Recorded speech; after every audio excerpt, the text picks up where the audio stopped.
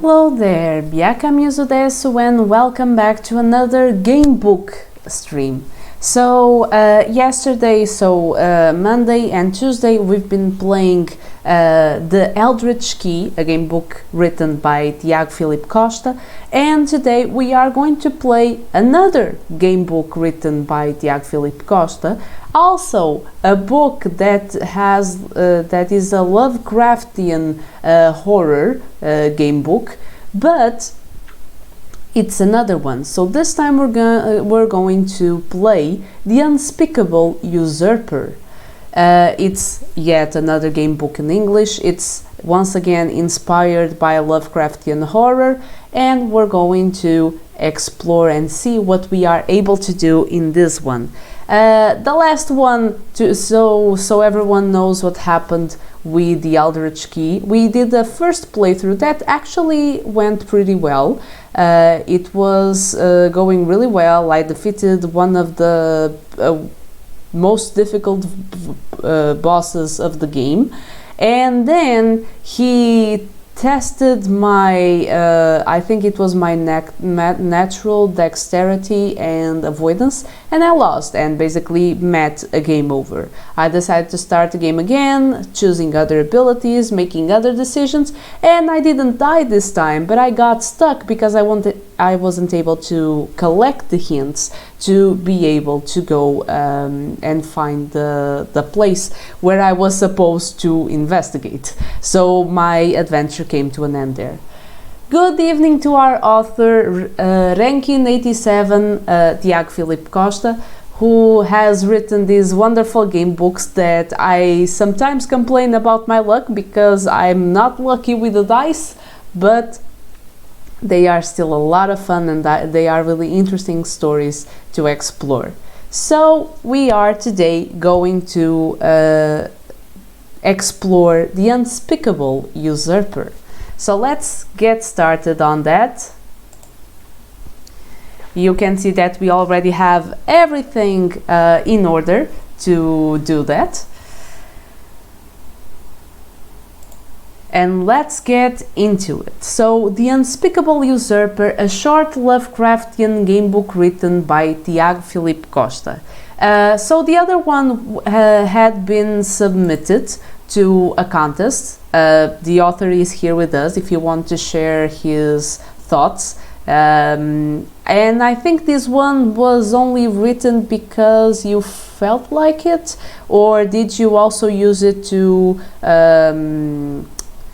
was it another try at Lovecraftian horror with different mechanics? Was it supposed to be submitted for something? If you can share with us a little bit about that.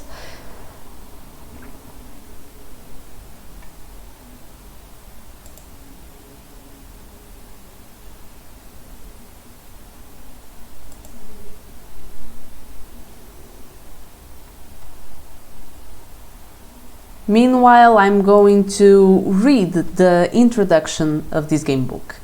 The Web is the largest thieves guild in Eltaria, its influence extending to all of its 4 continents. So once again we can see that this gamebook is set in Eltaria, the same universe as the same world, we can say, as Voo do Corvo and also the Eldritch Key, which we have played these days. It's kind of a big story. Then if you want to share it. If not, if you're not going to bother writing all that, then don't. Feel free to do either way. In the lawless city of Machiavel, so Machiavel, which we have already talked about in the other gamebook, situated in Anarchan, the prison island, only the best aspiring members of this guild may become spiders. 10 years after being sent to this place as a lifetime sentence for trying to steal from the shogun of Nihawa, you managed to understand how this city works and quickly became a valuable member of the Web. One night, you receive a mission from Jiang Ming, the lord of the Hastur district. One of his closest people has disappeared. Sorry, I didn't see that it had 2 dots. One of his closest people has disappeared and no one has seen him since. It is your job to find out what happened to him, but you must be careful. Strange forces are acting in this town, and whatever you may discover can even shake the boundaries of your own sanity. Let's read about the rules. So, life force. Since this will be an investigative adventure, you won't have the need to fight other opponents. Oh, and I have everything ready for that. However, that doesn't mean you won't be in any danger. Of course, I'm always in danger. During your investigation, you may have to keep track of your life force. There's only one specific section of this adventure which you'll have to use this score. When or if you get there, you'll be instructed as to what to do next. Okay, so we have life force, but we don't know the value, nothing like that. Okay, so we will be instructed at a time when we need to make use of this. Abilities. You have been an expert thief for most of your life, so it is only natural you have developed some skills that have made you more proficient than most of your companions of the web. Some of those abilities can be used in the course of this adventure. Choose 2 abilities from the list below and record them in your character sheet. Okay, let me see if a little bit forward we have a way, okay, of organizing the character sheet. Here it is. So this time the character sheet is a little bit smaller. Name, I will go once again with, no, we should go with another name. For a thief, what name should I give a thief?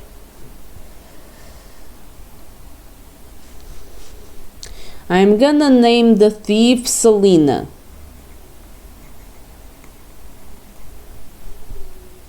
The people who know will know why I named my thief Selena. Life force 50. Abilities, so this is now the part that we will take note. We are deciding that. And inventory, which only has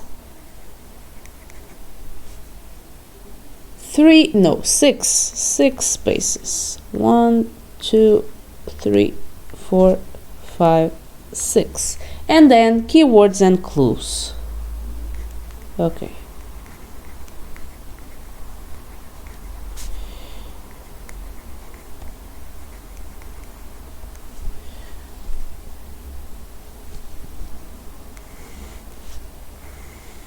Okay. The Eldritch Key was supposed to be submitted to a gamebook magazine, while the story would be submitted to the Lindenbaum Prize for short gamebook fiction. However, the magazine was discontinued, and so I decided to submit the first story to the contest last year, while the Unspeakable Usurper will be entering this year's contest. So we are getting a preview of the story. Because it has not been submitted already, and this was not submitted for anything. But that was really a shame. The magazine being discontinued, it's really a shame. It would have been interesting to see that. Okay. Abilities. Now it's time for us to choose 2. So we have lock picking, the ability to pick almost any lock. I always like the disclaimer almost, you know, it's like contraceptive methods or any kind of pharmaceutical, really. It is not only always 100%, it's you know, there's always that 1% that may fail. Sleight of hand, the ability to move or pick objects with swift movements of your fingers. Acrobatics, the ability to use your gymnastics prowess to easily move across rooftops or escape traps or other dire situations. And dark vision, the ability to see in the dark. So I feel like acrobatics and dark vision are 2 physical abilities, and lockpicking and sleight of hand are more of a skill kind of thing. So I want to pick 1 from each. So, and once again, I will probably do this adventure again, picking the other 2 abilities I didn't pick. So, I will go. For now, I will go with lock picking and acrobatics. I will go with those two.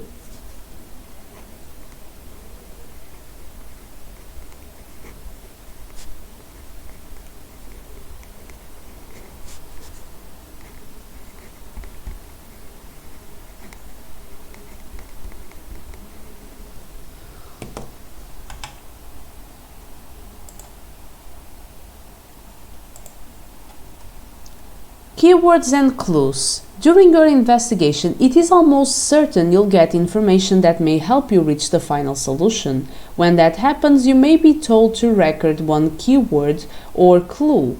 Keywords will be presented in uppercase and bold, while clues will appear in italic. When the time comes, the text will instruct you on how to use keywords and clues. So, keywords, uppercase and bold, clues, italic. Okay. Nice. We have already seen the character sheet. We have our 50 points of life force. And now we're on to the background.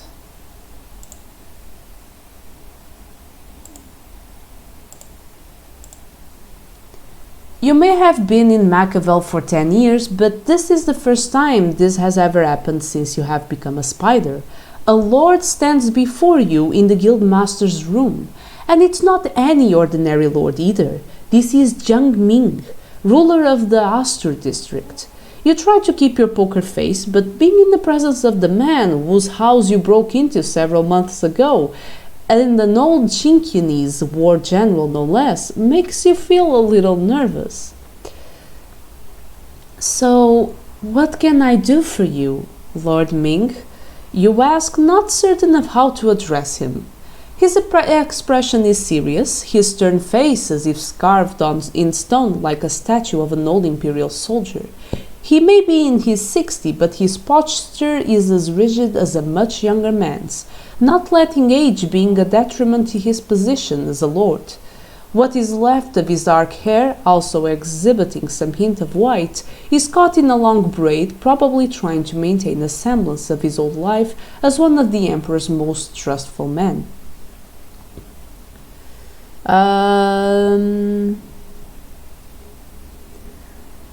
There is no need to try to be cordial with me, Spider, he says, and even though his ability to speak the common language is commendable, he can never hide his natural accent. Your loyalty shifts according to who is paying you. Today you may work for me, but tomorrow someone may pay you to break into my place. Isn't that right? You gulp, and you immediately realize that his observant gaze noticed the small act of yours was enough for you to be found out. Don't worry, I'm not here to settle the score, he assures you, even though his look may be telling otherwise. In fact, what brings me here is your reputation. You have quite a history of misdemeanors, haven't you? Remind me why you were sent to Anarchan? You don't like to think about it, but at the same time it is the reason why you came to Anarchan and why you can never come back. You should have never accepted that task, but knowing that someone had already done it before gave you the prospect of doing the same. When the Magatama, one of the 3 treasures of Nihawa, was stolen from the shogun's palace, there were those who believed the other 2 could be easily stolen as well. Yes, I remember the Magatama. That was one of the missions in Voo do Corvo. We helped Silk steal the Magatama. Spoilers for anyone who wants to play Voo do Corvo. But this is a side mission you can take, or you can also not take. It depends on what you do, but it is one of the missions that you can take. And actually it's kind of weird because the Magatama ends up being stolen by a hero and not a thief. But, well, it can also be taken by a thief if you choose that Silk takes care of it, I guess. Unfortunately, you couldn't bypass the guards and were immediately caught. Instead of a death sentence, you were sent to Anarchan, the prison island, to live the rest of your days. Fortunately, you already being a spider opened the doors to Machiavel's web. This was 10 years ago. I see, says Ming after you have finished your story. We can safely say that your roguish abilities have improved since then. Your burglary in my house was impressive. I had to punish my entire guard after that. And even then, you say you're not here to get your gauntlet back. You ask even though you don't have it anymore. That's just a war trinket, he says. A reminder of my past life, something I was allowed to bring with me when the Emperor exiled me to this island. I don't even care who asked you to steal it, probably another lord, thinking that having a plate glove gives him more power. He thought the gauntlet had magical powers that could help him get more influence and expand his territory, you inform. It may be a web rule to never reveal your client's name, but after the job is done, nothing prevents you from spilling the beans on its details. I like this thief. There's no honor among thieves. And this thief is like, yes, he won't confirm what lord and or who he is, but let me just share all the details about. Why does an Oriental have a Russian accent? I don't know, because I was thinking like doing more R's, but then again like R, but then again I know the L is more common. I don't know, making accents is terrible. Then someone will appear and say that's why I'm not exaggerating the accent, because people may get offended. Where was I?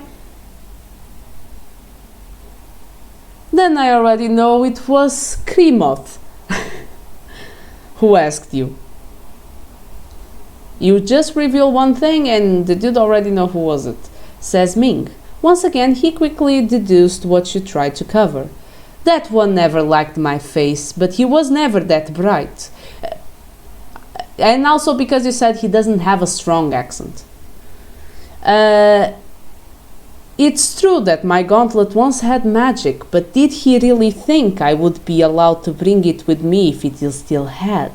And even if it had, it wouldn't make a difference, because a Screamoth should have known by now.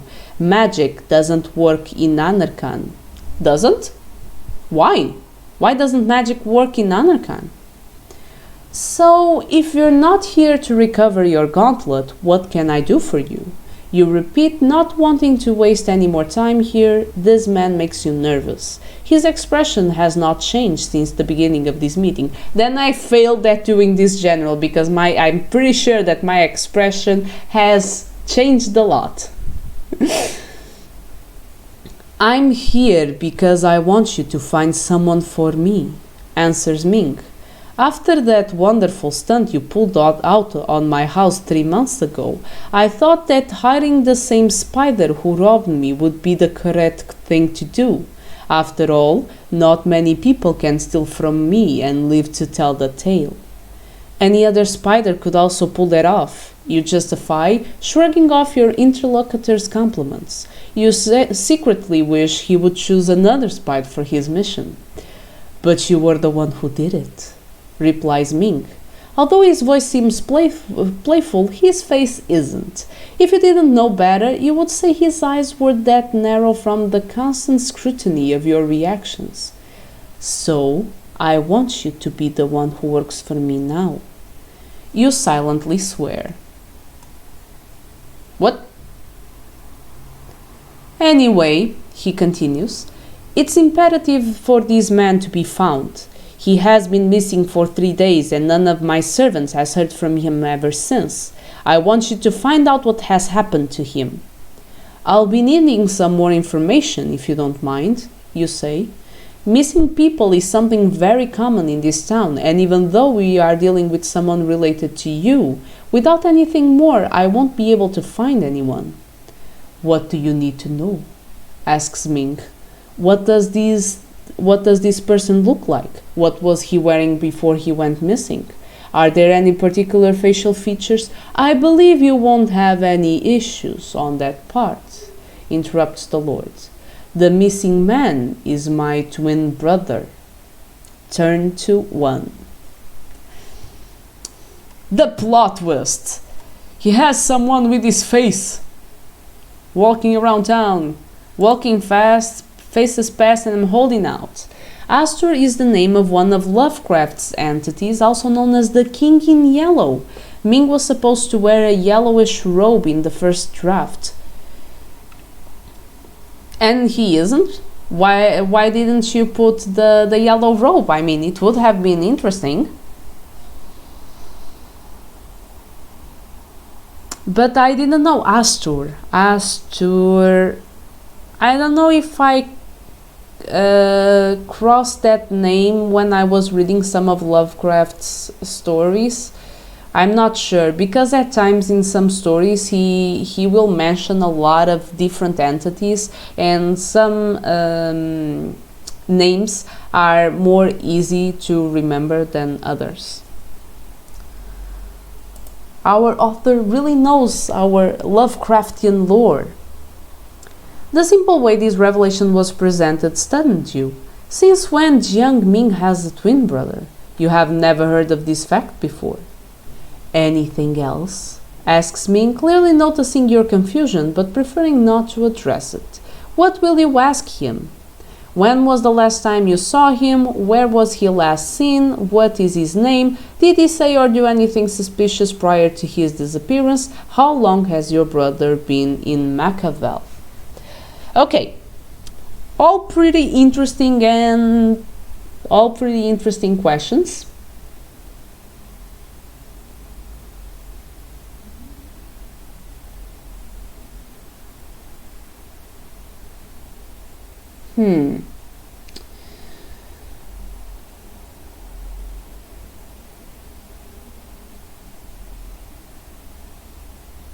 I like how you have the question, when was the last time you saw him and where was he last seen? Okay, so 87. What is his name?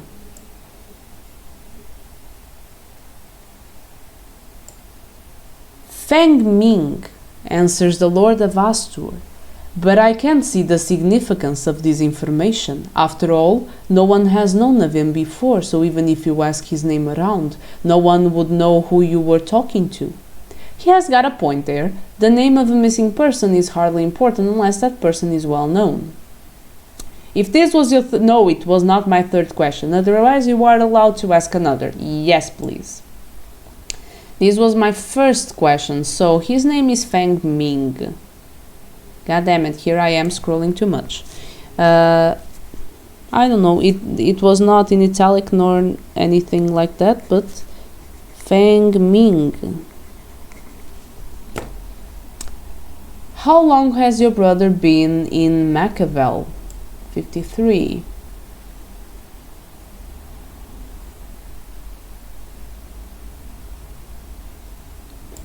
Quite a while, says Ming. I believe that's not important for your investigation. His answer seemed dismissive, as if he was trying to hide something. Even so, maybe it's better not to press him on the matter. So you gave me nothing, my dude. God damn it.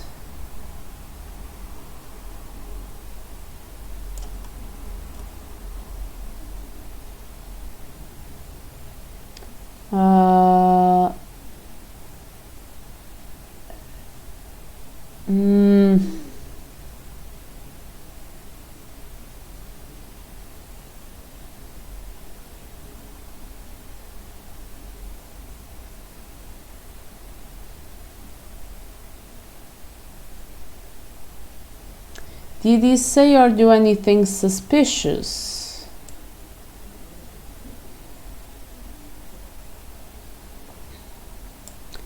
Since I've known him, he has always been different, answers Ming.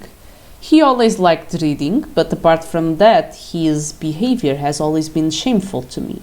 Always talking about strange things, ancient entities, chaotic beasts, things that are forbidden in my country. My family had to hide him from public eye, or I would have never been one of the emperor's war generals. Chinese culture can be quite harsh, you know. Are you saying you were sent here because of him? That was an entirely different matter, he answers abruptly. What I am saying is that Xinqian is not very tolerant with people who are too different. He probably was sent here because he was found out. Probably the emperor saw him as a disabled person who could defile the perfect view he had of what a human being should be and sent him here. But I digress. The last time I was with him, he told me he was having strange dreams of people screaming in agony and an old feminine face with wrinkles and warts looking at them with a despicable smile. I ignored it, thinking it was another one of his weird thoughts. Do you think it may be related to his disappearance? Hardly, you answer. If this was your third question, 12. I learned nothing. I asked the wrong questions. Or he is terrible in locating a missing person. Maybe I'll include it again in another rewrite. Yeah, I think it would be interesting. You didn't give me much to work on. If this is your answer on 12, I guess he is always dismissive in his answers. He never answers straight away. Look, my brother disappeared and there are not many clues as to where he may have gone, says Ming. For the first time, his voice becomes more rough, as if he didn't like your comment. If you want to start somewhere, you may look around in his room. He has books, parchments and scrolls lying around, so you have a lot to work on. Anything else? Is there any other place your brother used to go? Not that I know, answers Ming. However, he sometimes likes to take a stroll around the garden by himself.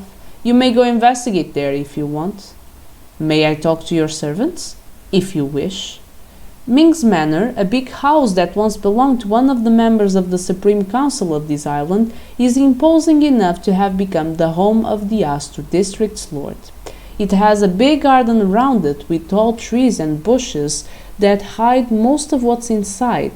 Some guards patrol the premises of the property and staff members walk around doing their chores.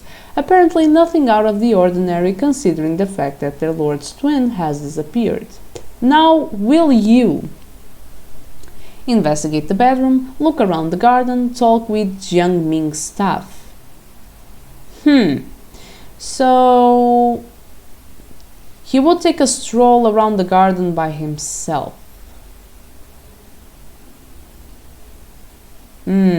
Should I investigate the bedroom first or the garden first? Bedroom, garden, bedroom, garden. Let's look around the garden.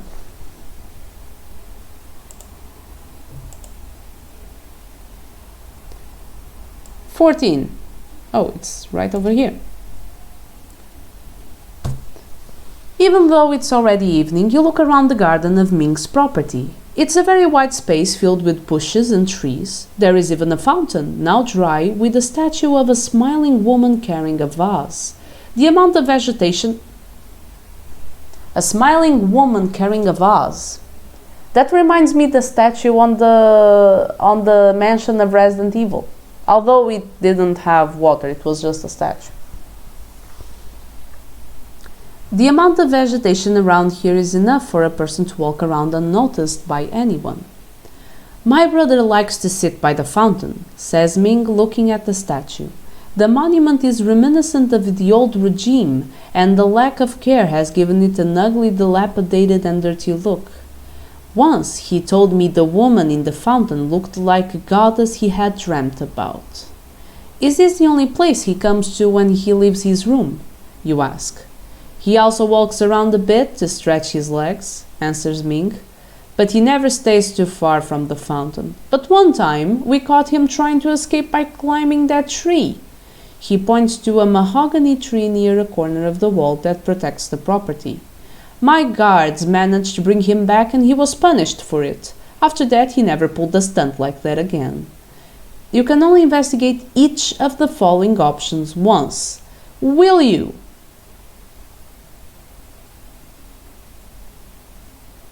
Go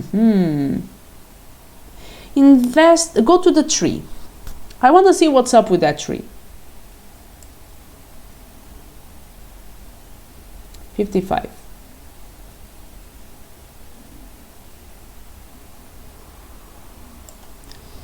The mahogany tree is one of the biggest of the garden, its branches extending beyond even to the outside of the walls. After some inspection, you notice something half hidden between the branches. If you want to try to get it, acrobatics 86, otherwise you step away. No, I have acrobatics, so I want to try to get it. So 86. I don't know why I picked up, it's force of the habit. I don't know why I picked up my pencil.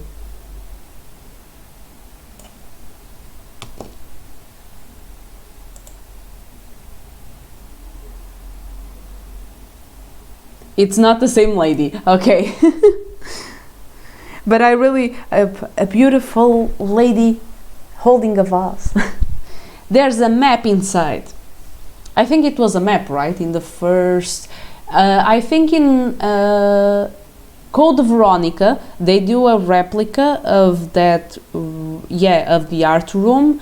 And I think it has some other item inside the vase. It's not a map. In the mansion in Resident Evil 1 it was a map, but then on Code Veronica it has something else. I'm not remembering right now what item. Climbing a tree is no challenge for an expert thief like yourself. In a matter of seconds you reach the branch and take a round obsidian mirror. Its dark surface, although polished, barely reflects more than the light of your torch, but even so, looking at it makes you feel uncomfortable. As you climb down the tree, you can drive away the feeling that this object is more than it looks. If you want, you may keep the obsidian mirror with you. Okay, so inventory. And, okay. Obsidian mirror.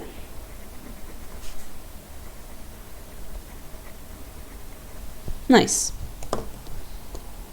So, investigate the statue. I still haven't done that. 31.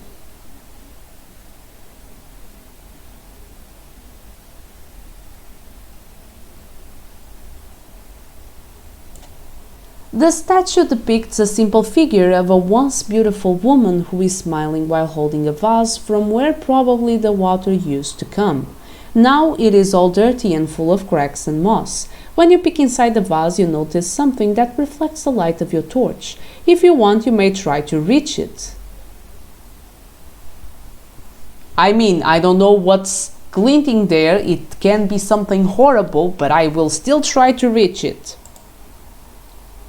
Yes, it was a map of the first floor. In Code Veronica, what I'm not remembering is because there was an object, because I remember I had to push the statue for it to fall, and I remember I had to push it to a hole in the ground or something, and an object fell out of the vase. I don't remember which one.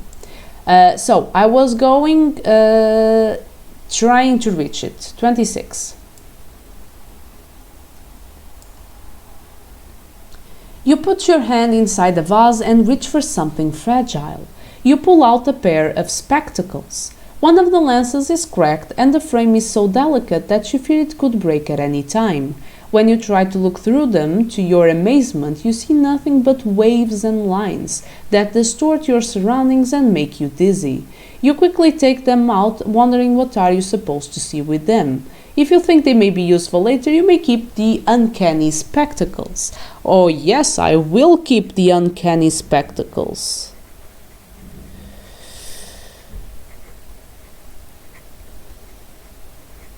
Yes, please, I have objects.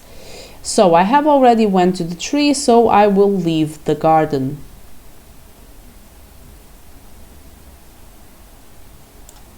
What will you do now? Don't forget you can only go to each of the following places once. I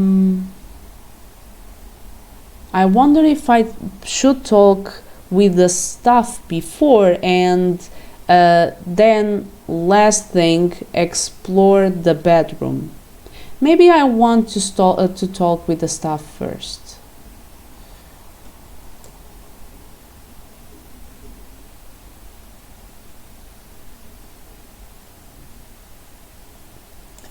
My employees are busy people and they don't have the time to waste on your questions, grumbles Ming. So are you, and even So are you, and even so you took some of your time to come to the web and ask for my help, you reply. Your staff may know some useful information that can help us deduce your brother's whereabouts. Fine, he agrees after a long annoyed sniff. But make it quick. Long annoyed sigh. I never know how to read this word. But make it quick. You can talk to no more than 2 people from the following options. So, who will you inquire? The housemaid, the bodyguard, the gardener, or the cook? Interesting options. Should I inquire the gardener? But I've investigated the garden pretty thoroughly, so I wonder if the gardener is useful at this point.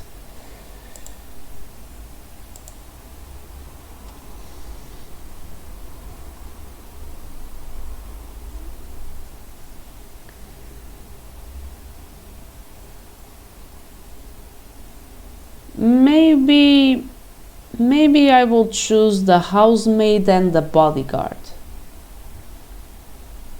Let's go to the housemaid.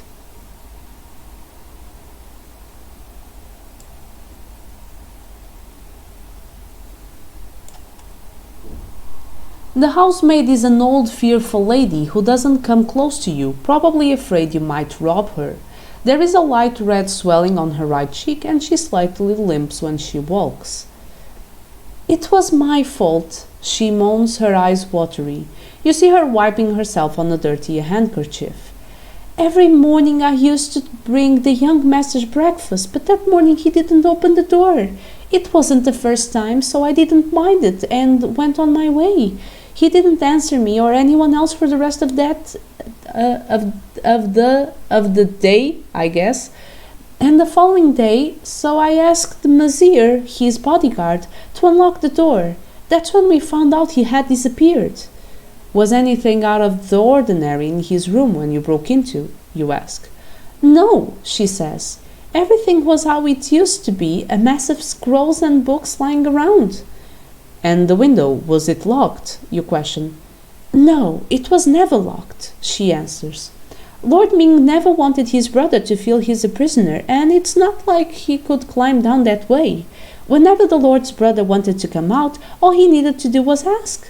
And when he didn't want to open the door, we respected that. That's what I tried to explain to Lord Ming, but he doesn't believe me. He says I had been negligent to his brother and punished me for it. She starts crying and her handkerchief into her handkerchief, and you decide that's enough. You thank the old woman and leave, thinking about what she had said. Now will you? I will talk to the bodyguard. I feel like they are the 2 that witnessed the disappearance, and after the old lady's remarks, I think I will question the bodyguard. 78.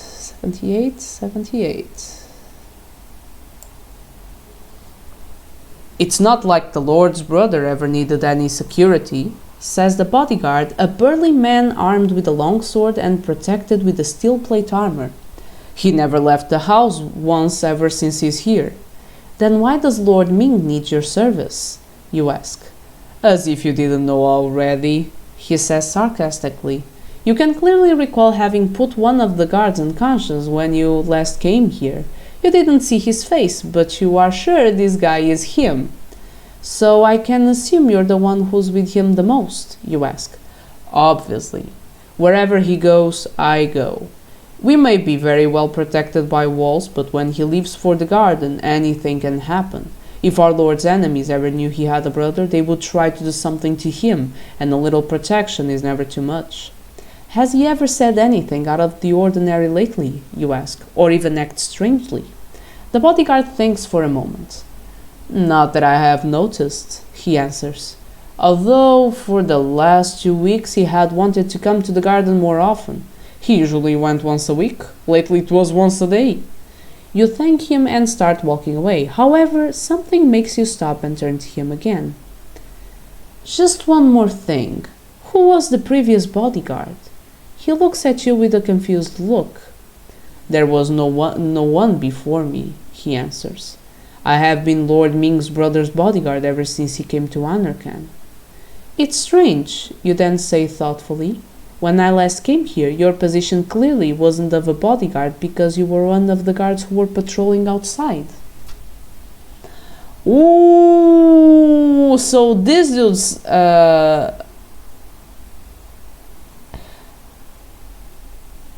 oh.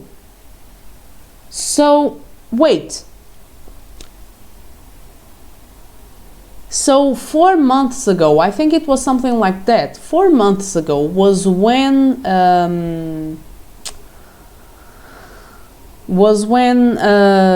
our protagonist, our character, I think it was then that he tried to go into Ming. No. Yes? Yes, I think it was 4 months ago. So the brother has only been here for those 4 months because it's the only guard that he has. 3 months.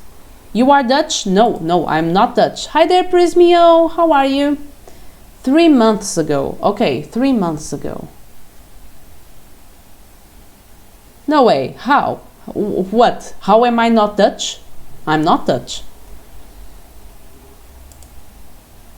Okay, so the brother has only been here for 3 months.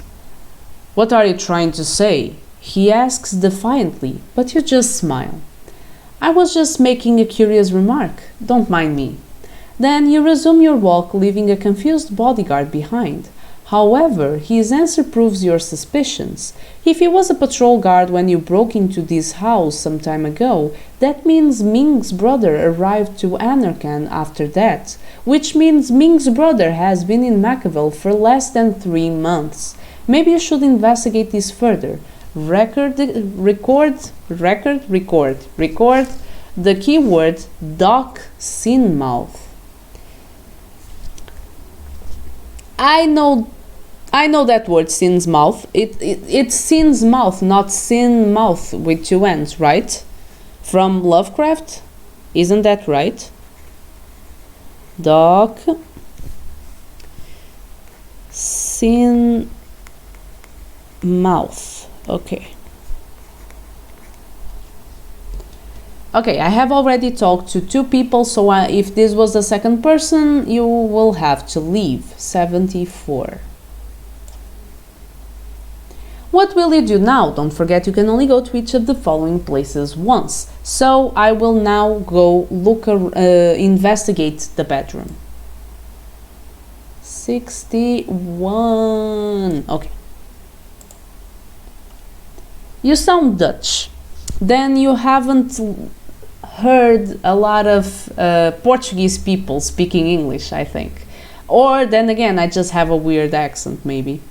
It's an anagram of Innsmouth. Oh, it's not Sinsmouth, it's Innsmouth. Ah, now I remember. I remember reading about that. Innsmouth. Okay, that's it. I was getting confused. Located in the 2nd floor of Ming's Manor, a big house that once belonged to one of the members of the Supreme Council of this island, Jiang Ming's twins' bedroom, is no more than a small place that could be confused with a pantry if it weren't for its placement in the house and the window on the opposite side of the door. As soon as you enter, you feel a strong, moldy smell around the room, but you can resist the will to cover your nose. The room has a small bed, too small for an adult, a rough wooden carved bedside table, and a higher table and chair by the window. The entire space is a jumble of clothes, books, and rolls of parchment strewn across the floor and over the bed. You can only investigate each of the following options once. Will you investigate around the room, read some of the books and parchments, investigate the table by the window, leave the bedroom? Let me try.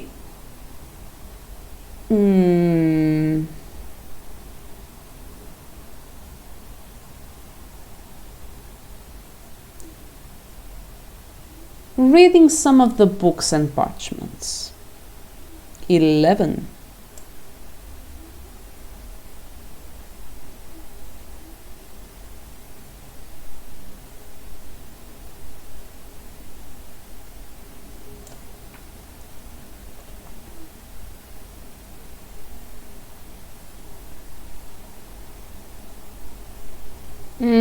And then again, I don't know if I want to read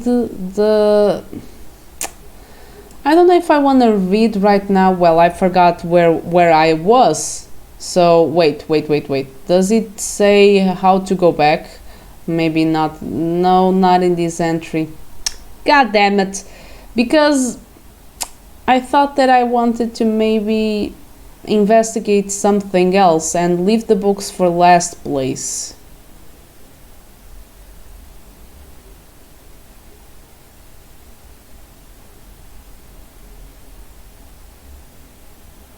Okay, it was 61.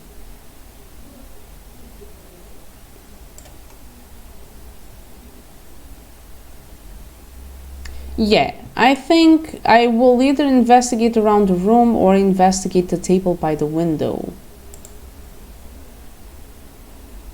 It's 61. Okay, thank you. Yeah.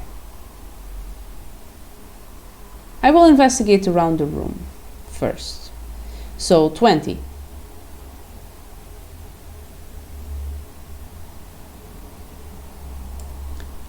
By the light of a candelabra, you start looking around the mass of clothes and books, trying to find something that could catch your attention. Unfortunately, the darkness of the evening doesn't ease this task, if you have dark vision. Otherwise, you find nothing relevant. If that's the case, will you now? Well, I guess I will now investigate the table by the window, because this was a waste of time, because I have not dark vision. 29. The table only has a roll of parchment, a quill, and a small vial of ink, already empty. The parchment has a rough draw of what looks like a building and the face of an old woman. At least that's what it seems to you, looking at it from above. There's nothing suspect in the drawing, but before you even think about turning your back, you notice a small box at the edge of the table. At the same time, you notice that through the window you can see some of the Karma district in the distance. Will you look at the window, open the box, investigate around the room? Okay, so these are the other options. I think I will first open the box. Well, at least I hope I'm able to open the box.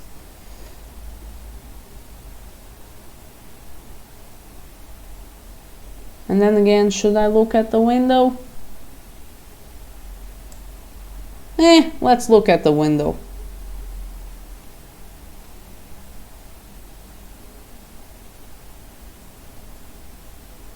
When you look outside, you notice that one of the big buildings in the Karma district looks a bit like the drawing from the parchment.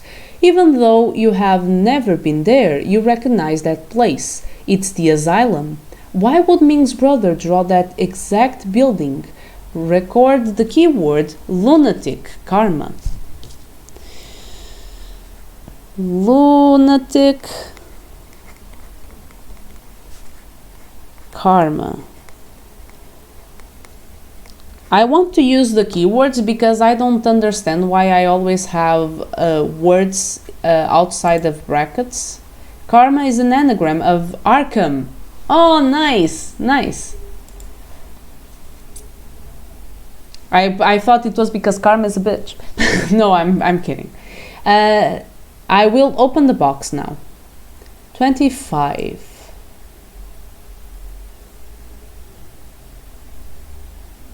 Okay. Inside the box, you only find a small bottled flask. When you pick it up, you notice a tiny puff of white smoke swirling around inside it. What is that? You hear Ming ask behind you. Will you show him the flask? Hide it from him. Well, I don't have sleight of hand, so I will have to show him. God damn it! Really? Show him the flask. As soon as you show him the flask, he becomes mildly disturbed. I'll keep that. I knew it. I knew it. He suddenly says, sweeping the flask from you and putting it into his pocket. Then he looks at you. What are you looking at? Are you done here? Will you? Read some of the books and parchments. That's the only thing that we have left to do. But I don't have sleight of hand, so there was nothing I could do about him keeping the flask. Make sure you write the words between... Yes, I'm writing them correctly. Some of those books came from the old library, says Ming while you live through some of the hardback tomes that lay around the bedroom. I even read some of them myself. Who knew I would find a copy of The Game of War by Liu Bao in this dump of a town? You look at the covers of some of the books trying to find some connection, but there isn't anything out of the ordinary aside from the fact that the books are written in different languages. How many languages does your brother master? You ask. You could swear Jing Ming is trying hard not to laugh. He can barely talk, let alone read, he answers scornfully. He only has the basic knowledge of the Xinquanese language. His speech has always been limited, but sometimes he could say a more difficult word, probably after hearing it. Then why all these books? You ask, confused, while holding a book written in Heisong characters. Hijong. I remember this from the Eldritch Key. I just let him live his fantasies, answers Ming. The more he dwells on them, the less he wants to leave his room. Among the many books and manuscripts scattered around the room, you find 3 that seem to be interesting. Which one will you browse through? I don't know. How should I know?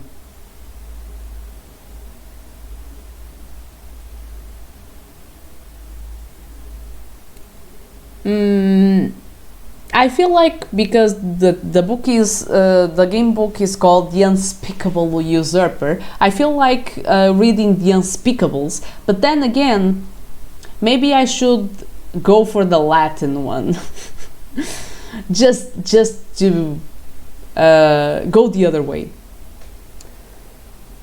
Liber Somniorum. I think it's something about dreams.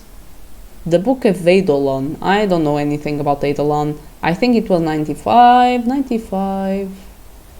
Okay.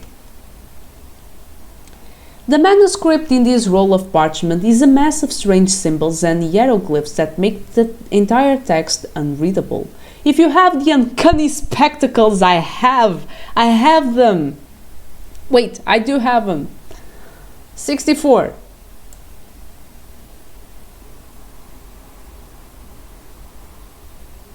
Ooh, this is a big entry. Okay.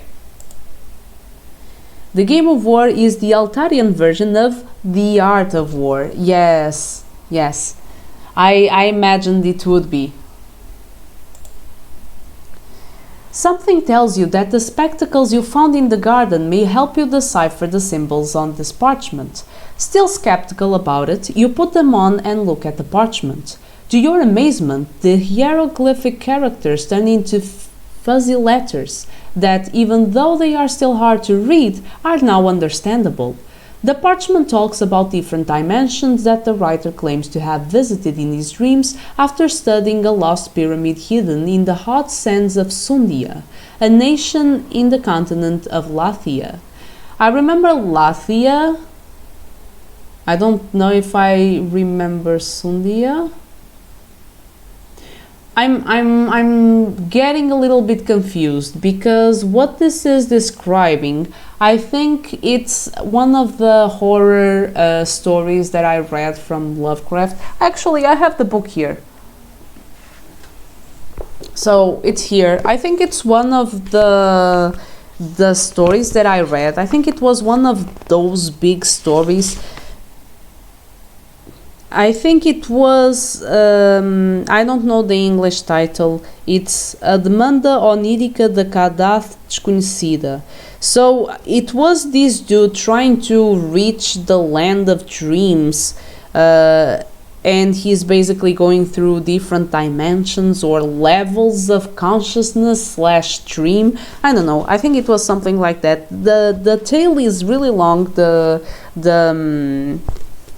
The story, and there were so many weird names and stuff like that. Sundia is near Corona. Okay.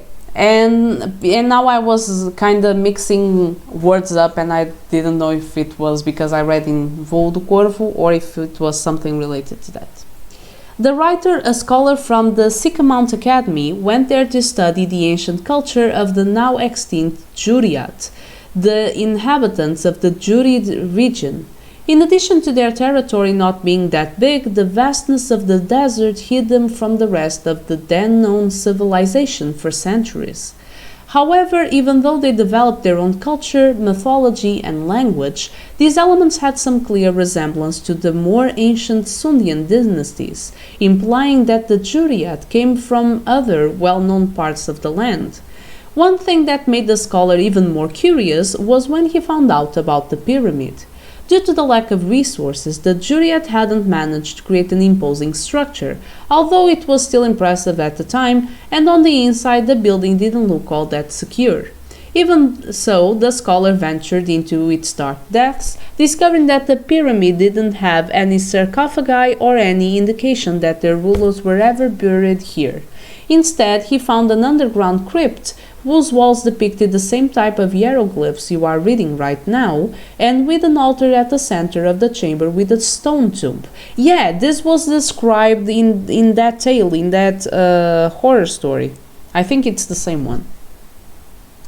On top of it, there was the dry skeleton of what he believed to be one of the Juriat, its arms opened around the tomb in a weird embrace. When the scholar dared to touch the cold surface of the tomb, he was suddenly struck with visions of people walking around in that very same chamber and making sacrifices to a being with the head of a snake but the body of a human being.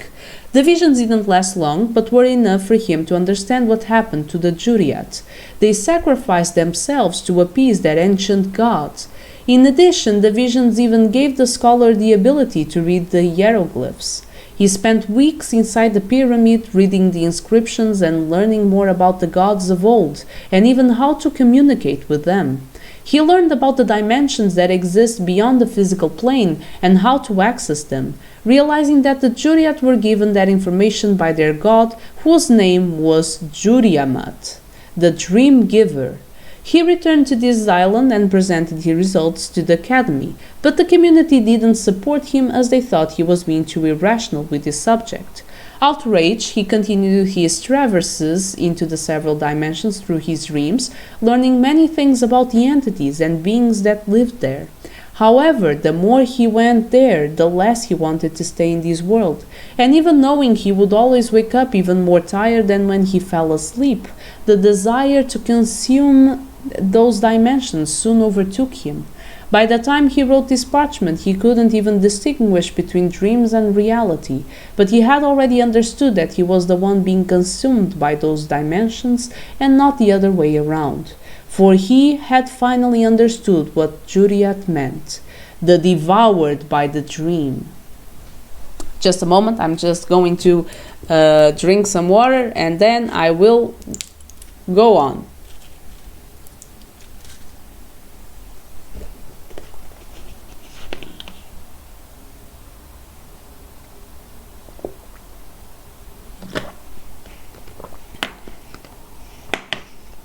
Okay.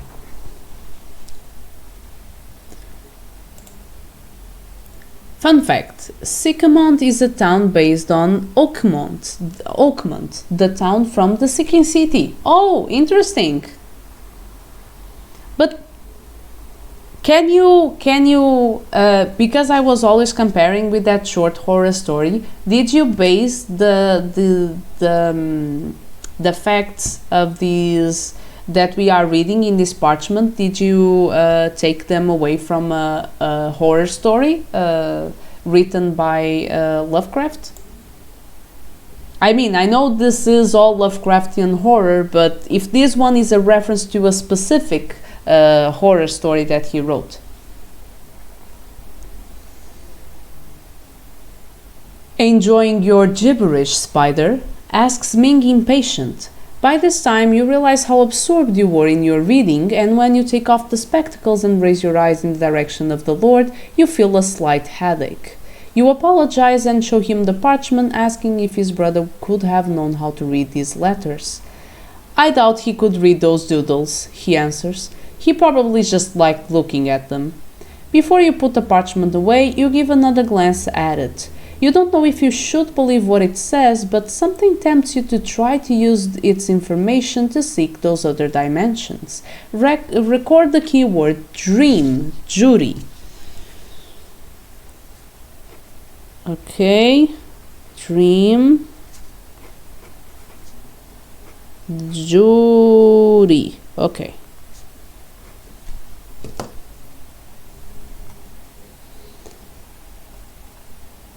If this was your first book read, you can go back to 11 and choose another. Oh, but I thought I could only read one.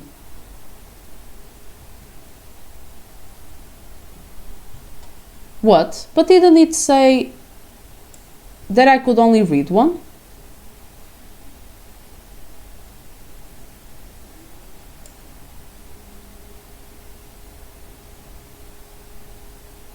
Oh, okay, it doesn't say. So I thought it was only one. I deduced that. Don't know.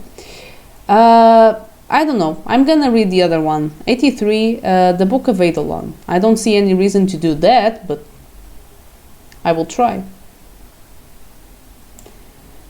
This book talks about a Grecian priestess named Cassandra who used to worship the Greek god Imere, the carrier of the sun and the harbinger of the day.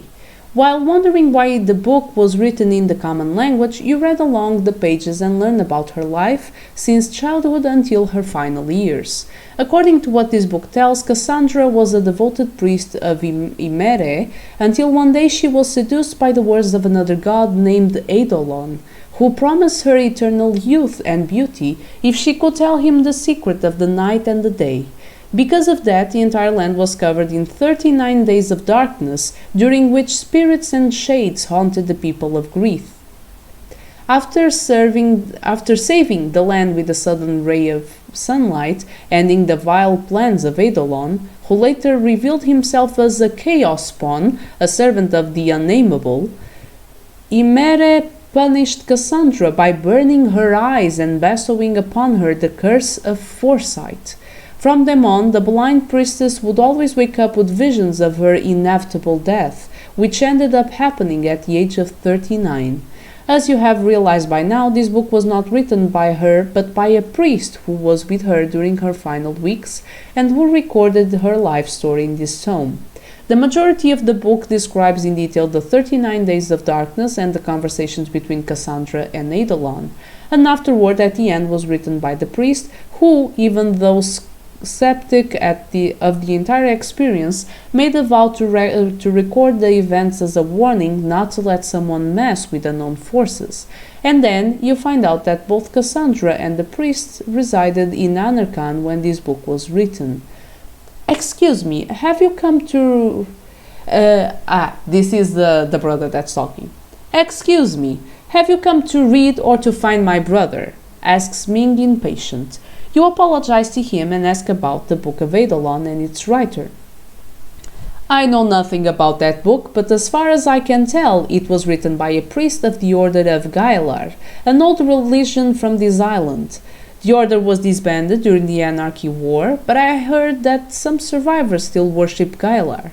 Nowadays, the religion is practically dead, and only a handful of devotees still cling to the old ways. Record the keyword Eidolon. Let's go. Eidolon. I wonder if I will have the opportunity of using all these keywords. If this was your first book, it's not. It's time to concentrate on another thing. Now, will you I have already done that. I will leave the room. 74, 74, 74. Well, I have gone to every place, although talking with the staff it's not exactly a place, so I will leave the property. 69.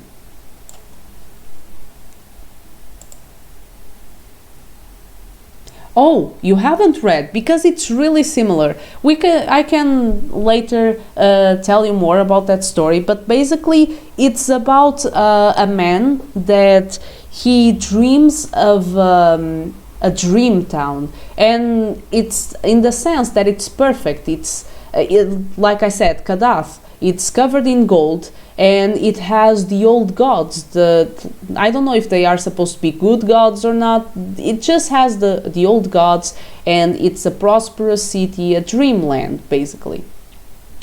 And he dreams of this, and then he tries to travel through his dreams and tries to go there in reality, tries to reach Kadath. And it's basically a spiral into madness, because he goes through a lot of levels and he finds various abominations and monsters, and his life is at risk a lot of times. I think at the end of the story, basically he's more or less able to reach Kadath, but then the gods say you don't belong here, and they send him away, and he wakes up from a long dream. I don't remember. Because I was so lost in that story, because there are so many, there is so many Lovecraftian lore, and it's so difficult for someone that doesn't know a lot about Lovecraft to keep up. So I was a little bit confused at the end of that horror story, but it's something along those lines. I know that Lovecraft deals a lot with dreams, so that was my basis for that reference. Yeah, so, but the way you were describing certain things, I was remembering Kadath. It really matched some stuff that I read on that. Okay, so 69. Now that you've finished investigating Ming's property, you should use the clues you got to start your search for the missing twin. During your investigation, you may have gathered some keywords. Ooh, I have 4 keywords, so I think that's pretty good. Like I was saying,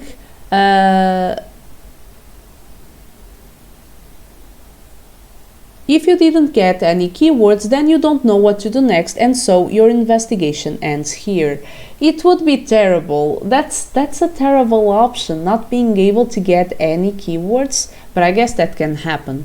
If you gathered any, then you may continue your investigation by following the leads related to those keywords. If you have the keyword lunatic, dream, and or eidolon, and you want to use them, I have lunatic, dream, and eidolon. I have the three of them. Then you must convert each letter of the words in brackets into numbers. Oh, okay, like the ABC. Okay. And then go to the reference in the result. In the case you have the keyword doc, then you must do the same thing to the word in brackets, but then subtract 88 from the result. Okay, so let's go. Karma. A, B, C, D, E, F, G, H, I, J, K. So 11 plus A, B, C, D, E, F, G, H. 8 plus 1. Oh, I don't know. Which one is R? A, B, C, D, E, F, G, H, I, J, K, L, M, N, O, P, Q, R. So I think that is 18. A, B, C, D, E, F, G, H, I, J, K, L, M. That's 13. And 1. Okay, now let's get all this together. 18, 13, so 31, 42, 42, 50, 52. I hope I didn't mess that up. I simply searched for a cipher online. I'm doing the hard way. Okay, 4 plus A, B, C, D, E, F, G, G, G, no, G, H, I, J, 10.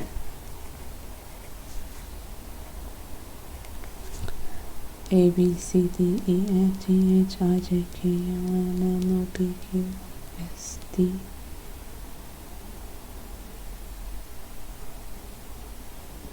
W, U, right?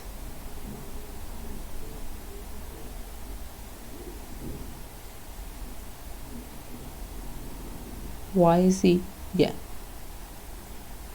I'm lost. Wait, let me try to look for a cipher because I'm getting confused where U is. Mariana, thank you so much for the raid. Thank you so much. Hi there, raiders. Welcome. Let me just give a shout out. Wait, I'm not writing.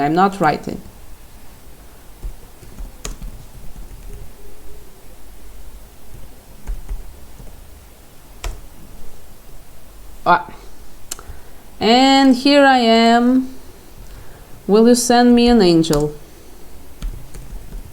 Sometimes I just...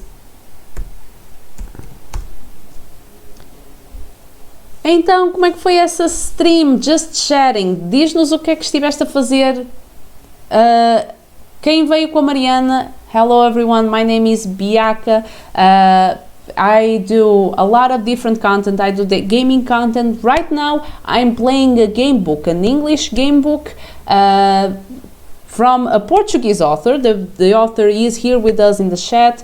Ranking 87, Tiago Filipe Costa, which was the one that wrote this game book, and we are playing a game book, The Unspeakable Usurper, that is a game book inspired in Lovecraftian horror, and we are trying to investigate the disappearance of someone. And I was stuck because I don't know the ciphers, and I was trying to look them up.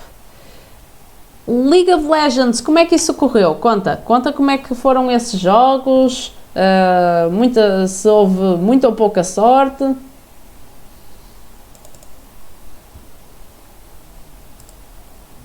Eu por acaso não jogo nada do League of Legends. Tentei uma vez jogar, mas só gostava de jogar com... Quer dizer, o jogo em si não me interessa muito, mas as poucas vezes em que me diverti com o jogo foi quando joguei com amigos, porque a comunidade em geral é terrível. Eu não gostava nesse jogo e fui insultada de cima a baixo por causa disso.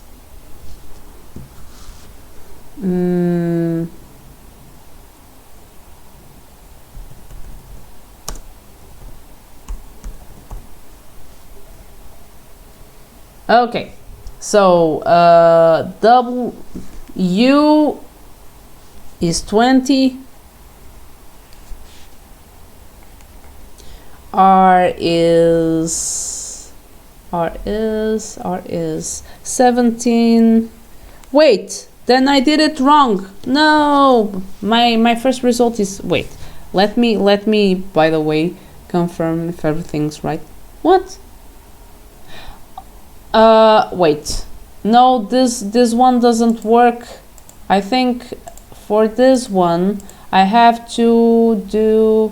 Ganhamos 3 e perdemos 1. É bom saldo, é bom balanço, acho que sim. So here it says that A is 1, and the cipher I'm looking at says that A is 0. So I have to do everything plus 1. Okay. So it's not 20, it's 21 and not 17, 18. 21, 18, and I 9. Okay, now 21, 39, 49, 53, 53, 62.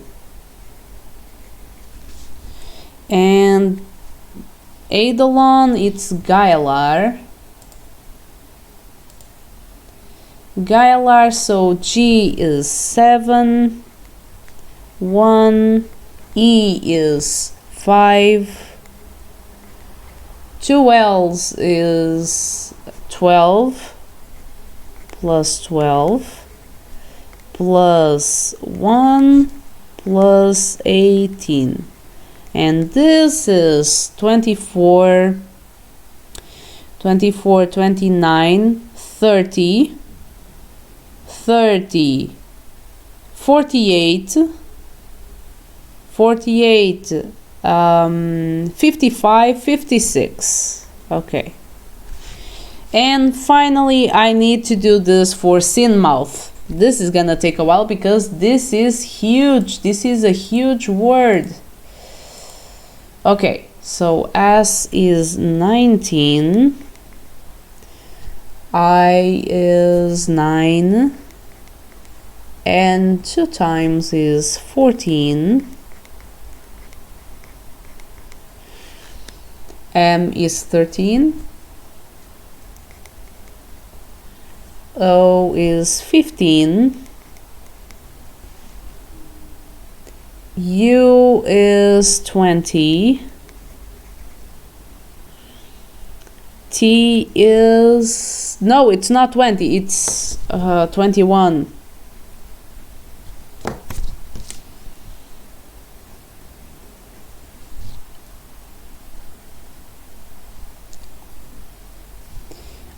T is 20, and I still have to do more. H is 8. Okay. Jesus, I will use my calculator here. Otherwise, I'm gonna take a long while to do all this. Okay, so 19, 9, 14, 14, 13, 15, 21, 20, and 8. And finally, I subtract 88, which gives a total of 45. Okay.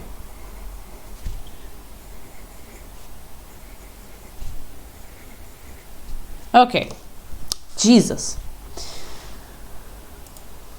That was a lot of math just now. Okay. Then we have all these places that we can visit. We have the entries that were given by these words, and I have the dock also. I will start with the dock, I guess. I don't know if it makes any difference if I can return at any time, but let's go to 45, I guess. Let's go to the dock. Sorry about that. Located in the far north of Machiavel, Sinmouth is the district that occupies a larger portion of the coast, sharing it with the Azov district. It is also where ships from the mainland occasionally come to dock, bringing the next set of prisoners to inhabit the island. You always try to avoid this place. It brings you bad memories from the time when you were brought here as a life sentence. Fortunately, the majority of your missions have led you far away from this district. Unfortunately, today is not one of those days. An old acquaintance of yours, Zaslo, works as one of the people who welcomes the prisoners when they get to Anarchan. He acts as Lord Minos's inspector, evaluating the appearance and personality of every convicted and deciding whether they would be fit to work for Minos or just send them to the streets.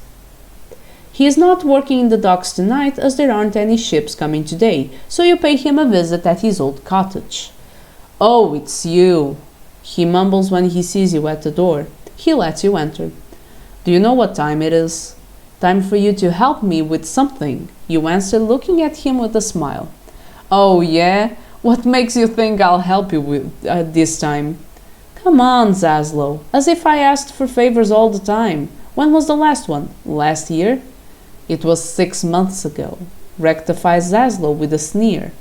Fine, but this time my client is someone very important, so your help could really save a life. He snorts as if containing a laugh. I'm serious, Zaslow, you say, wiping out your smile. This time I'm working for Jiang Ming. Zaslow, who was drinking some old ale from a tankard, holds up his beverage and looks at you. Really? After you robbed his house, he went to ask you for help? What can I say? I leave a mark on people. He wants me to find his twin brother. And you think I know where he is? Not quite, you reply, but I believe you might know when he arrived in Anarchan. That won't be easy, says Zaslow. I have records of everyone who arrives in Machiavel. I may help you knowing that, but I'll be needing at least a time frame and a name. Oh-ho! I have a time frame and a name. Yes. You think about your talk with the guard. Sometime during the last 3 months, you inform Zaslow. During the last 3 months, you inform. Zaslow searches for something in a stack of parchments spread on a table. And his name? Asks Zaslow. If you know Ming's brother's name, convert each letter of his first name into numbers. Okay, I do know his first name because I asked. So, his name is Feng, which is, I think I didn't close, so 6 plus 5 plus, what's n? 13 plus 6. What? At least plus 7. God damn it.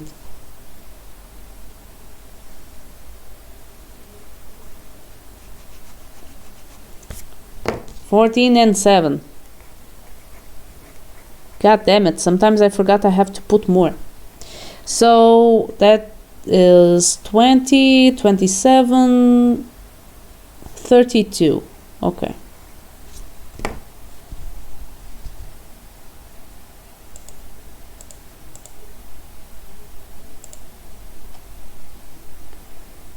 And then add them and go to the reference in the result if you don't know his name, but I do, so I will go to 32.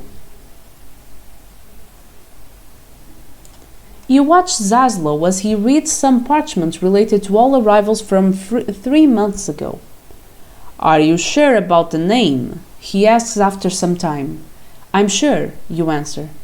It's strange, he mumbles after checking the parchments 3 times. I can't find anyone with that name. Are you really sure he came to Anarchan by that time? He had to, you insist. Feng's bodyguard told me there wasn't anyone before him, but when I broke into Ming's mansion 3 months ago, that same guy wasn't the bodyguard. He only became one after Feng's arrival. Zaslow checks other more recent parchments.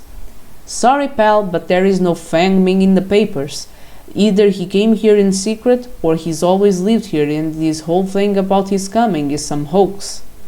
Could he have come along with his brother when Jiang was sent here, you ask? It's possible, says Zaslow while reorganizing the parchments. But the records from that time may have been lost. Jiang Ming has been in Anarchan for almost 30 years. He is known in all of Machiavel. I believe if his brother had come with him, everyone in town would have known by now.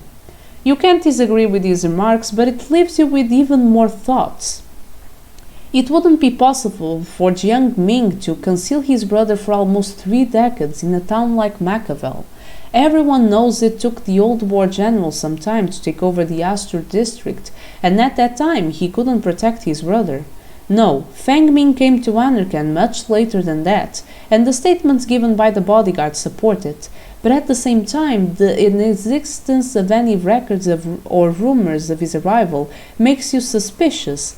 Something doesn't add up. Record the clue A20. Ah, that's interesting. I have a clue.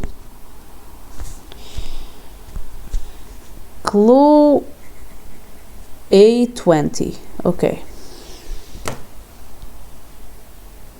Erase the keyword doc and the word between brackets. Okay. I will do.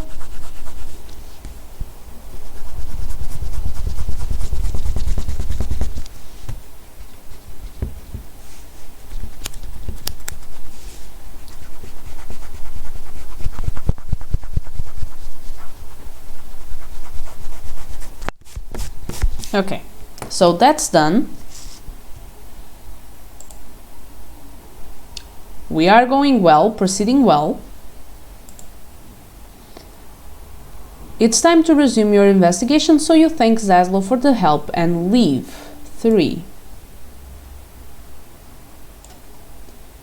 During this part of your investigation, you may use what you found and learned in Lord Ming's mansion to gather clues. Every time you use one keyword and successfully learn something new, you may be asked to record an A or B clue, followed by a certain number. When you manage to gather all information possible, you can combine the A and B clues by adding up their numbers and going to the reference in the total in order to reach a conclusion. For example, if you have a clue A20 and a clue B40, you can turn to number 60.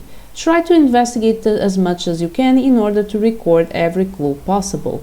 If you have run out of keywords and you haven't managed to gather an A and or B clue, then you have reached the dead end in your investigation. No, but we have 3 more entries to investigate. So, I will go to them in order. I think I will go to 52.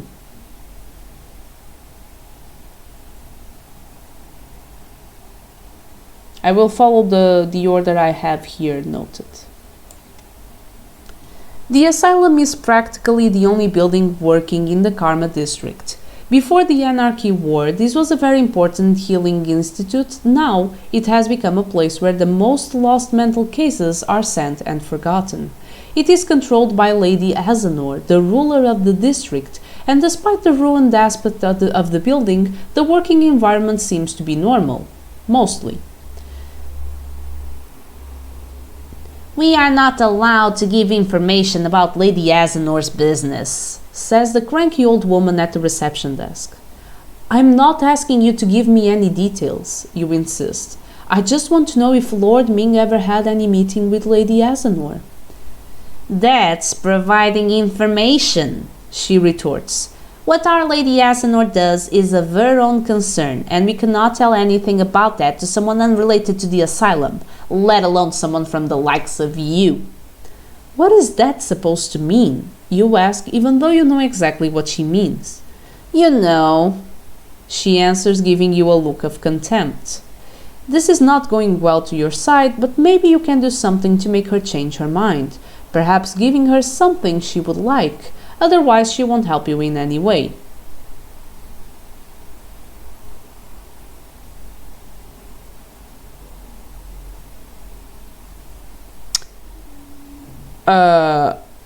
I only have the obsidian mirror and the uncanny spectacles.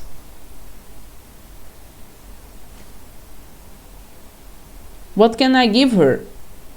I have nothing to give her, right? I mean, what happens if I go to 57?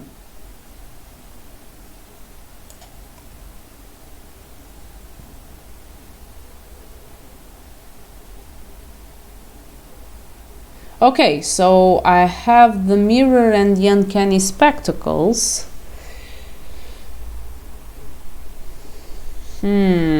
Should I get rid of those?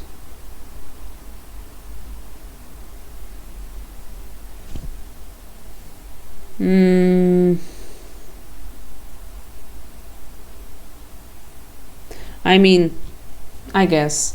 I will give her the uncanny spectacles. She's an old lady. I will give her the weird glasses, I guess. 88. Why would I need these filthy glasses? She asks, picking them so roughly that she almost breaks them. She puts them on and immediately takes them off and throws them to the floor. I can't see anything with them either. Are you trying to blind me? You pick up the spectacles and put them back inside your pouch. This clearly wasn't a good thing to give her. If you want to give her something else... I mean, I don't know if it's a good idea to lose the obsidian. Maybe she likes the obsidian mirror? 35.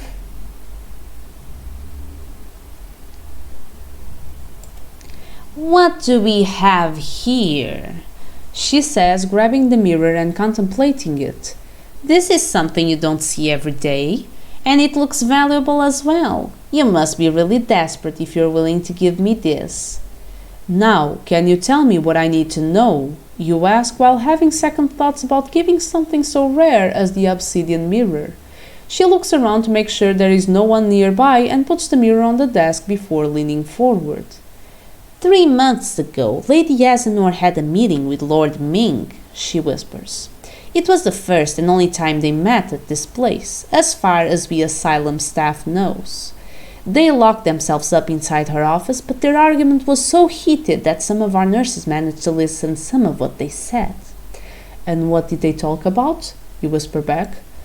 The nurses that heard their argument couldn't understand what they were saying, but basically they were talking about summoning rituals. Apparently Lord Ming wanted Lady Asenor's help with that, but she refused. Why would Lord Ming want to ask Lady Asenor help with that? It's not a secret. Lady Asenor has some knowledge of magic, answers the woman. It was her influence that kept this place running all these years, and even though she can't do magic anymore, she knows things that the common person cannot even dream to know.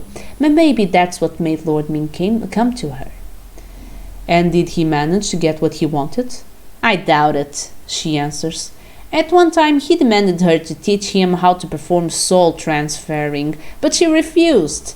They shouted at each other for a long time, with her saying things like the dangers of summoning volatile creatures and that souls can carry memories, but then they went silent. Shortly after, Lord Ming was seen bursting out of Lady Asenor's office and leaving the asylum, saying that one day he'll give Lady Asenor what she deserved.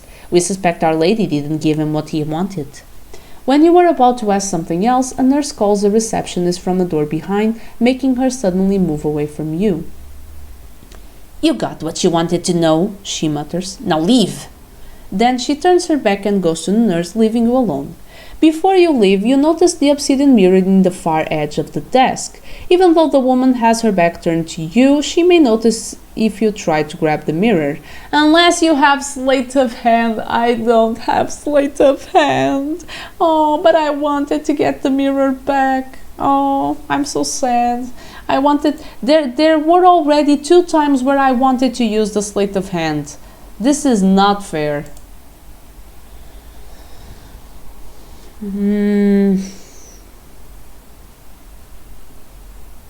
Unless, in which case you can retrieve the obsidian mirror back and add it to your inventory.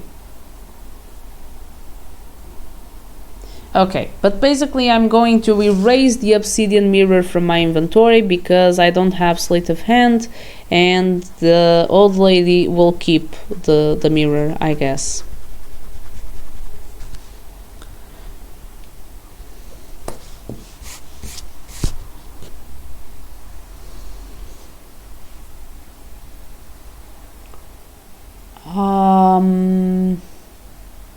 Okay. You leave the asylum thinking about what you have heard. So 3 months ago, Ming came to see Asenor because he wanted to know about summoning rituals and soul transferring. Why would he want to know that, and what does this have to do with his brother's disappearance? At first it seems this visit from Ming has nothing to do, but the drawing you found in his twin's room doesn't strike you to a coincidence. There is more to this story than meets the eye. Record the clue B61. Okay, clue B61.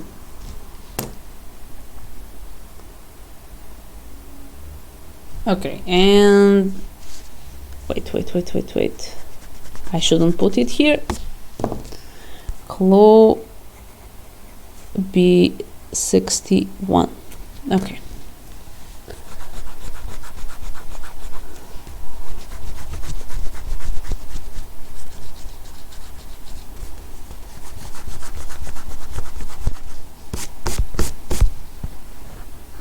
Okay, next one is 62. 62, where is my 62?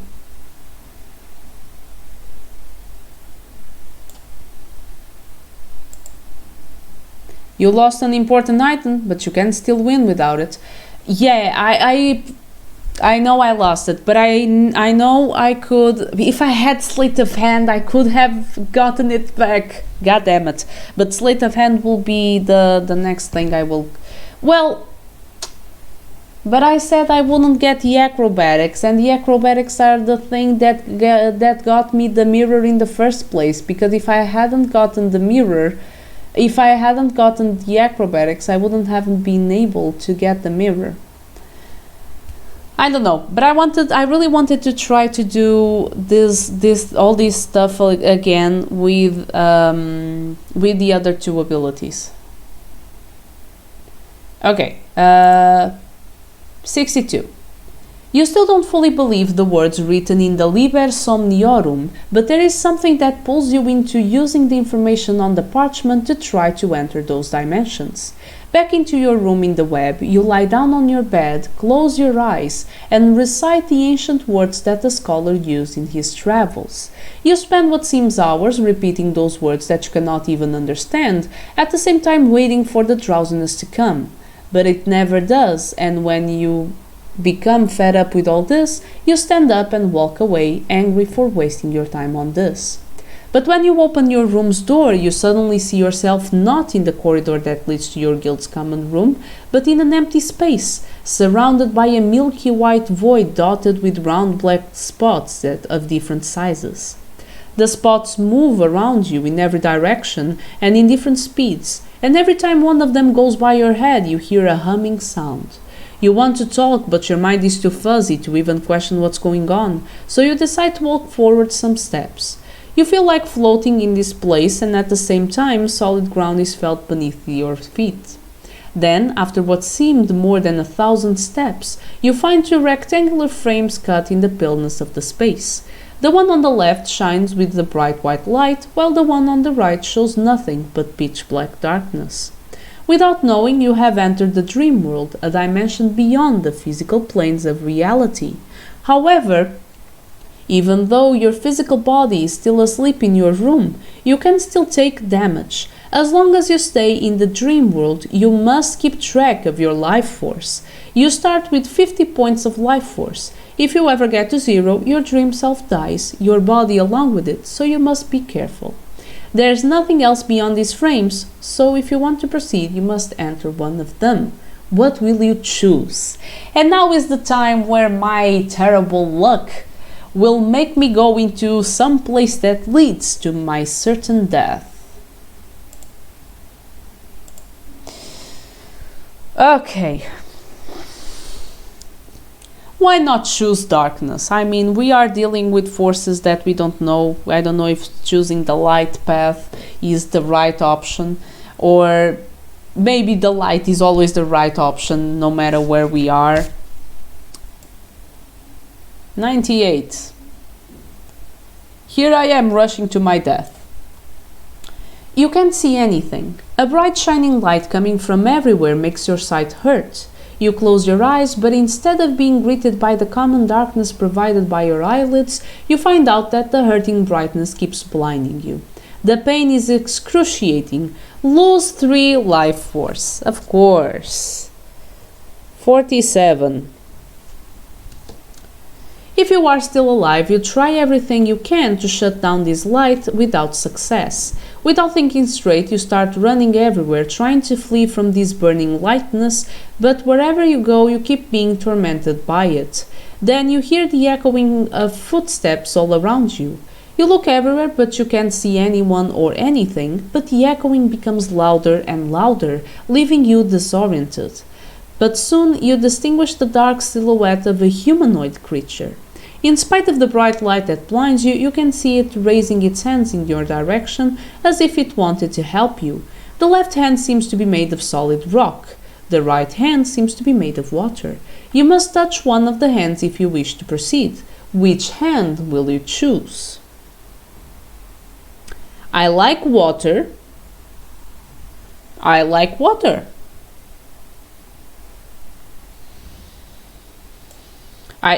Because I feel like there's 50-50 and I'm pretty sure my 50-50 chance will make me always lose health or life force. I don't know which one. Yeah, good luck. You are standing on top of an infinite body of water. You look down and distinguish a bottomless liquid realm where schools of fishes share the infinite space with giant whales, deadly sharks and other tentacular creatures you can't identify.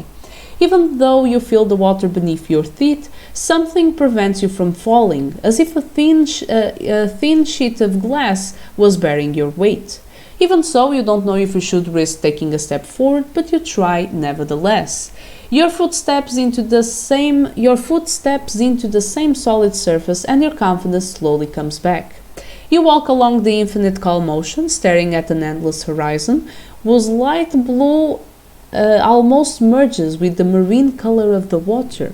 Occasionally you look at the vast deepness below you, but you always see the same harmony between the aquatic beings.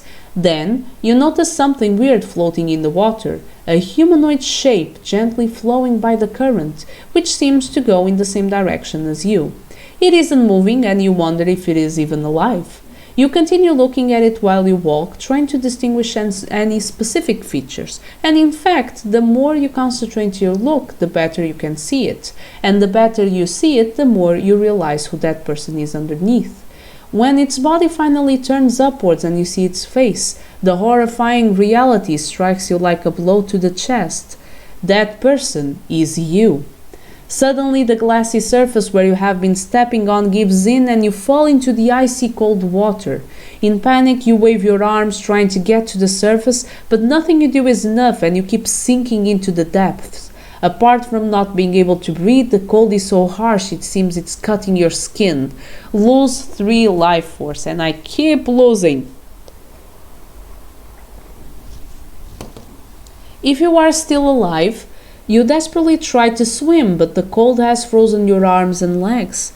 While you drift aimlessly along the ocean depths, surrounded by fishes, whales, sharks, seahorses, and many other beings, you notice bubbles coming from below. You look at them as you feel your body being pulled towards the stream. Then you see 2 gigantic bubbles, much bigger than the others, that float in your direction. You see strange things reflected in both of them. The one on the left shows a giant mountain, the one on the right shows a dark sky. You must choose one of the bubbles if you wish to proceed. Which bubble will you choose? Mountain bubble, dark sky bubble. Wasn't there something about the mountain? I think there was something about the mountain. I don't know. I'm trying to grab on to whatever logic I can, but I don't know. It's in the end, it's a 50-50 chance. I may just die. You find yourself in a round cave, which would normally be dark if it weren't for the natural light that seems to come from the walls. You start walking along the cave, not seeing its bottom, the passage continuing endlessly. You walk for what seems hours, always in the same direction, and never seeing an end to this infinite corridor. However, you can't shake away the feeling that the tunnel is slowly shrinking as you realize the walls and ceiling are closer to you than when you entered this place. You try to touch the rocky surface of the wall, but you only feel a slight warmth before a sharping pain cuts your hand. Lose 1 life force. Well, that isn't so bad.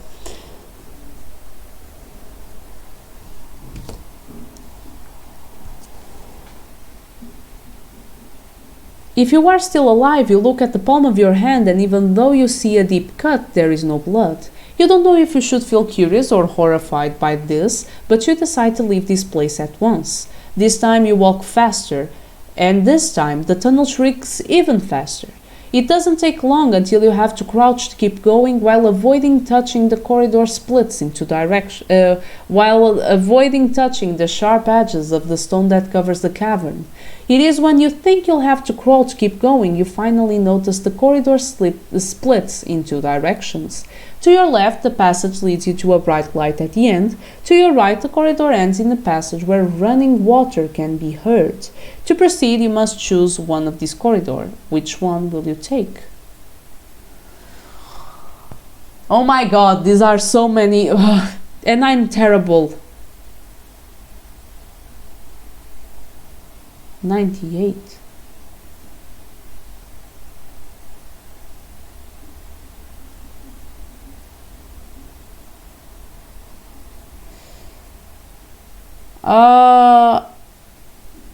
I don't know. I will avoid light. I'm allergic to light. I don't know. There is no logic in dreams. Yeah, this is so difficult. I'm going to 15.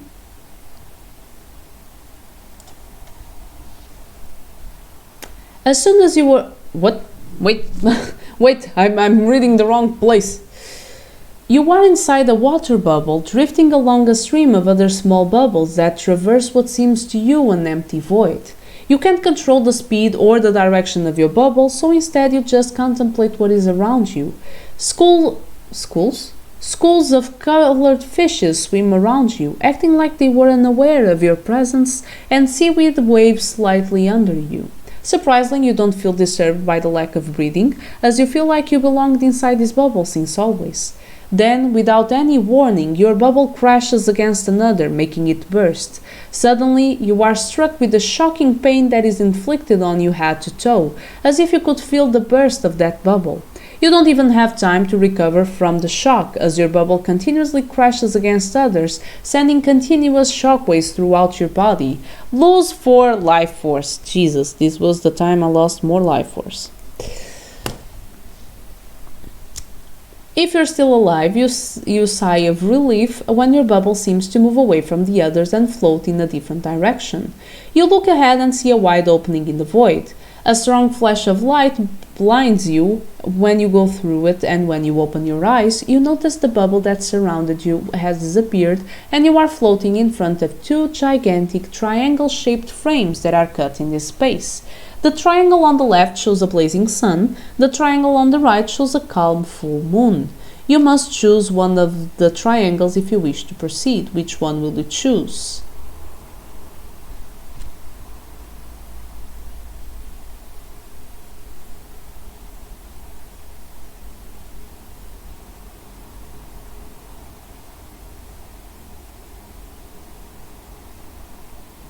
I will choose the sun.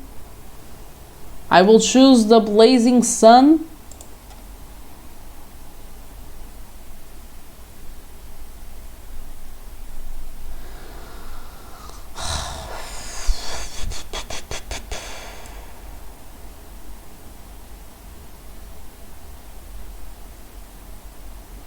Oh my god, I'm going back.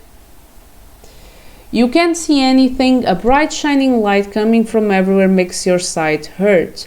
You close your eyes, but instead of being greeted by the common darkness provided by your light... Oh my god! I went back! God damn it, this is a problem of not knowing by heart. But I knew that the 98 was...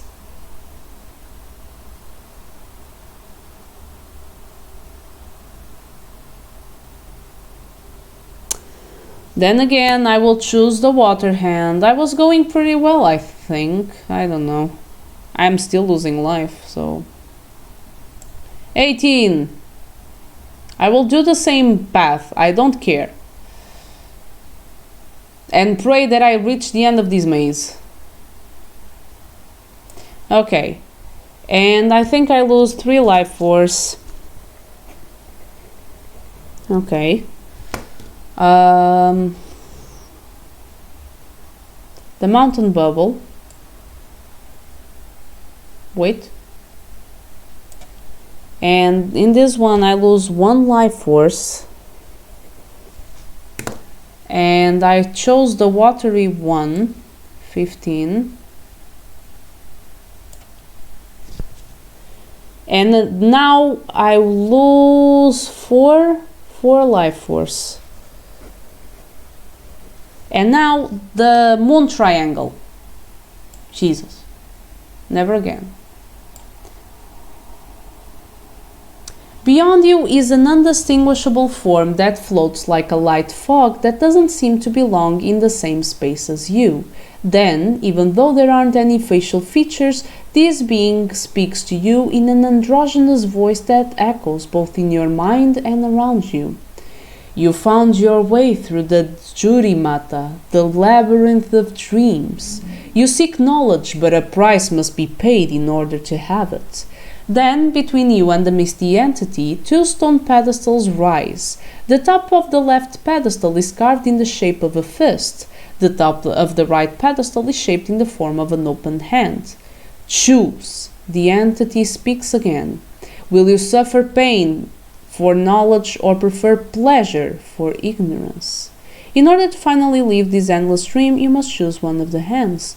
Which one will you choose? Pain for knowledge, pleasure for ignorance. I mean, I've come this far, might as well take all the pain, I guess. I'm here for the pain. Always write the numbers of the references you read, but that wouldn't be a true labyrinth. Hi there, Alexia! Isso trouxe PDF? Isto é PDF. Eu tenho acesso exclusivo a este gamebook que me foi fornecido por PDF. Pain for knowledge. Let's go. Let's painfully learn. Okay. Pain for knowledge. God damn. What? You feel like being slashed by millions of invisible blades and torn apart limb to limb. Your screams echo and you feel your cries reverberate on walls that don't exist. You may be in a dream, but you are experiencing the worst pain you have ever felt. Lose 3d6 plus 3 life force. Oh my god. I think it's impossible for me. Okay, 5 and roll another. 8 plus 3. 8 plus 3, 11. So my life force is at 17. Okay. If you are still alive, you look ahead, catching your breath and feeling tears rolling down your face, and you see the same fog that addressed you moments earlier. Something pulses in a reddish glare inside that misty being, as if it had a heart, and for a moment you ponder if that could be the life that was just taken from you.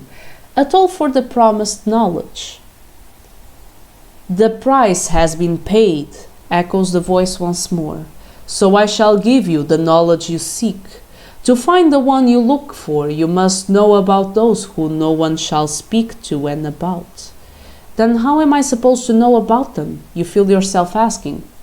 The unspeakables cannot traverse to your dimension by themselves because they don't exist in any reality. However, they can be called upon if the sin of speak is committed. If someone mentions them on purpose, one appears in that same physical plane and kills and takes the form and entity of the first sentient creature it sees. They can also be created through the ritual of clay, even though none who ever tried it lived to see it. Why? What happens when an unspeakable is summoned? The same thing that happens when they are mentioned, answers the fog. Those who lay their eyes upon an unspeakable die in horror, and it then assumes the identity of the one it feels most suitable for itself. I'm pretty sure Ming doesn't have a twin brother. Ming is either an unspeakable or his twin brother. He's an unspeakable. I don't know. Wait, now I got lost.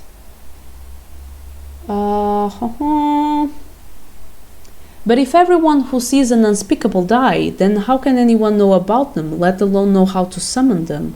Once again, the words fly away from your mouth unintentionally. Since the dawn of creation, mortal beings have the tendency to seek things they don't comprehend. You are not the first one whom I talked to about unspeakables. Others wanted to know about them, including the only person who managed to create and tame an unspeakable. How was that possible, you ask? This time, even though once again you couldn't control the words that came out of your mouth, you really wanted to ask this question. By doing the unthinkable, he sacrificed his own essence to create a being he thought he could control, but he was wrong. But what does that have to do with my mission? How can this help me find Ming's brother? But the fog starts to fade away slowly. The price has been paid, it says in a distant voice. You must now return. Farewell. Wait! You call while you see the white smoke vanish. I need more! Give me more information, please! But you feel floating away from this weird dimension, and soon you start to feel as if you were laid on a solid surface. Before you wake up, you can distinguish the words, "The mirror will give you..." The mirror will not give me the answer because I gave the mirror away to the old woman, and I didn't have the sleight of hand to steal it back. Being whispered into your mind. You wake up back on your bedroom. Even though your entire body aches from this experience, you feel relieved for having managed to come back. You don't know how long you have been sleeping, so you decide to continue your investigation. Record the clue A30.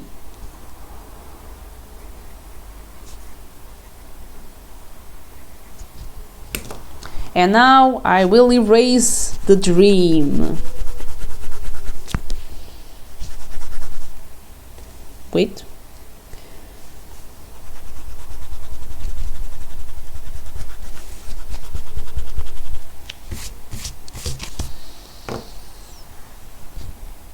Okay.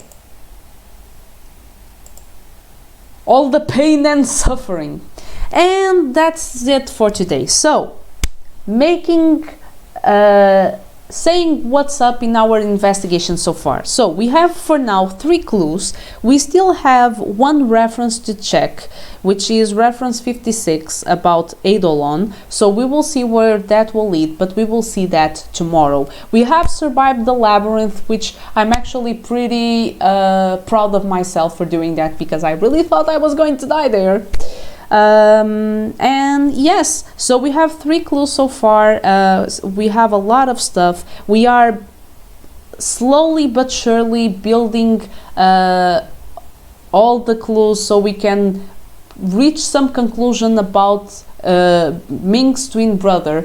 Although I'm pretty sure, I may be mistaken and I may be jumping to conclusions, but I'm pretty sure either Ming's twin or Ming himself is an unspeakable, and he was able to perform the ritual with success. What does that mean exactly? Not sure, but let's see where this will lead. So tomorrow we will gather 1 more clue and see what we are able to reach as a conclusion.